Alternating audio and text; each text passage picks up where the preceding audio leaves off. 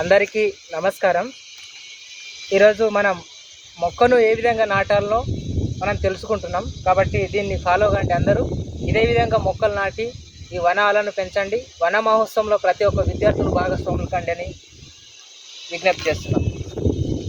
మొదటగా మనం ఈ చెట్టు యొక్క ఈ పాకెట్ ఎంత సైజు ఉంటే అంతకంటే డబుల్ మనం గుంతను తీయాలి.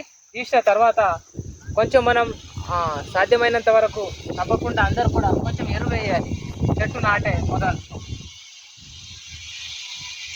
ఈ విధంగా ఎరువు వేసిన తర్వాత ఈ చెట్టు యొక్క ఈ కవర్ ఉంటుంది కదండి, ఇది మొత్తం తీసేయాలి. మొత్తం ఈ విధంగా మొత్తం తీసేయాలి కవర్ తీసిన తర్వాత ఈ చెట్టును మాత్రం ఇట్లా నాటాలి.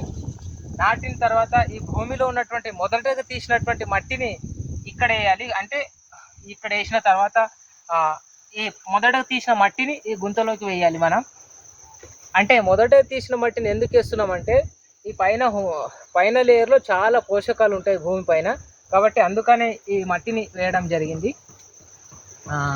తర్వాత ఎరువు కూడా ఉంటే కొంచెం వేసుకోవాలి. ఈ విధంగా వేసుకొని ఈ కొంచెం చెట్టు సపోర్ట్ ఉండాలి కదా, కొంచెం సపోర్ట్ ఉంటే ఈ విధంగా మనం చెట్టు కోసం సపోర్ట్ కట్టాలి. ఈ తాడు ఉంటుంది కదండి, మనం 8 ఉంటుంది కదా, 8 షేప్ ఆకారంలో ఈ విధంగా కట్టాలి ఈ తాడుని.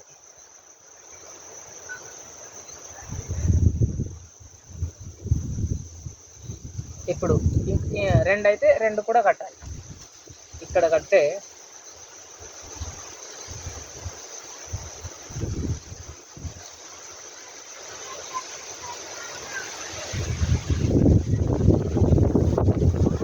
కట్టిన తర్వాత మట్టిని మరి చుట్టుముట్టు మనం పాదాలతోటి ఈ విధంగా అంటే మొక్క గట్టిగా భూమితోటి అనుబంధాన్ని ఏర్పాటు చేసుకొని సపోర్ట్ బాగుంటుంది.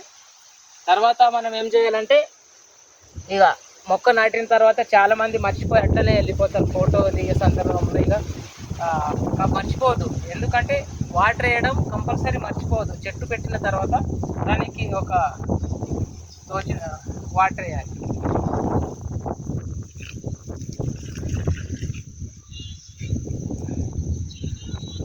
ఈ విధంగా మొక్క నాటిన తర్వాత దీని చెట్టుకు చుట్టుముట్టు కొంచెం మిగిలిన మట్టి ఉంటుంది కదండి, దీన్ని మట్టిని ఏం చేయాలంటే ఇట్లా చేతులతోటి కానీ అయినా పారతోటైనా కానీ ఇట్లా పాదులు చేయాలి. చెట్టు వాటర్ని మనం వర్షపు నీరు నిలబడడానికి ఈ విధంగా పాదులు చేస్తే చెట్టు అనేది మంచిగా బతుకుతుంది, మనకు చల్లటి గాలి ఇస్తుంది, మన బతకడానికి మంచి ఆయువుని ఇస్తుంది చెట్టు. కాబట్టి ప్రతి ఒక్కరిని ఈ యొక్క మెథడ్ని ఫాలో అయ్యి ప్రతి చెట్టుని ఎన్ని చెట్లు నాటామనేది ముఖ్యం కాదు, ఒక్క చెట్టు నాటినా కానీ దాన్ని ఒక చెట్టును బతికించడం గొప్పది. కాబట్టి ఈ చెట్టు నాటి ఈ విధంగా బతికించండి.